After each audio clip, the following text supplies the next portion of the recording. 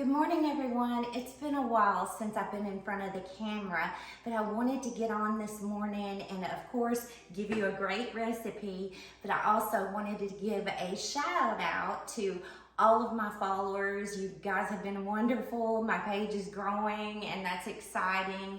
But also I have a question for you as well this morning and I want your opinion. I really do. So I have brought a new piece of furniture into the house. So you know how you do when you bring in a new piece of furniture, you gotta move everything else. Well, I did. I had nowhere to put this bench, and my husband made this bench. It's handmade. This headboard used to belong to my grandparents, and this is very sentimental, and I'm not parting with it anytime soon. But the thing is that I've got to find a place for it.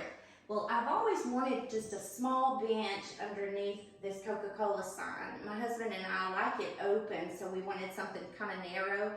But this works great, I think. What do you think? I want to know that. Do you think this will look good underneath the Coca-Cola sign? Of course, it's got to be raised up a little bit. And then also my second question is, what color should it be? Because my kitchen has lots of reds and yellows in it. I have lots of old antique signs. And this mint green, it does not go in here. I know you can't see my entire kitchen, but it just does not flow. So I'm thinking of maybe a pale yellow or a pretty yellow, or maybe a off-white, an antique white. Maybe some of you have better ideas, but comment below and let me know, first of all, if you like this, and second of all, what color should I paint this, and should I leave it in here? We're gonna go ahead and we're gonna jump right into this recipe this morning, and here we go. So I've got about 2 pounds of chicken breast in here, and now I'm going to add 1 pack of taco seasoning mix.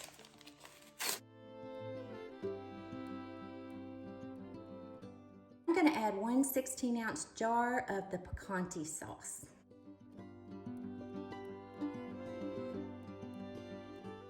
Add 2 15.5-ounce cans of dark red kidney beans. Typically, I like to buy the light red, but I bought these by accident, but we're going to use them. You want to make sure to drain and rinse those kidney beans. Add 1 12-ounce bag of frozen corn.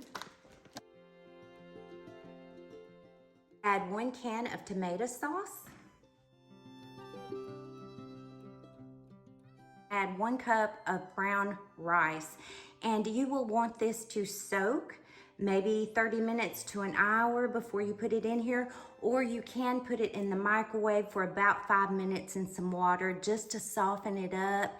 There's a tip for you when you're doing a crock pot meal with brown rice. It helps it to cook a lot better.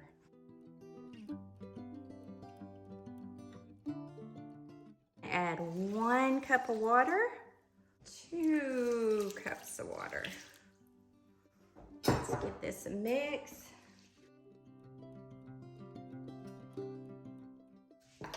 Now we're gonna add some pepper, some salt.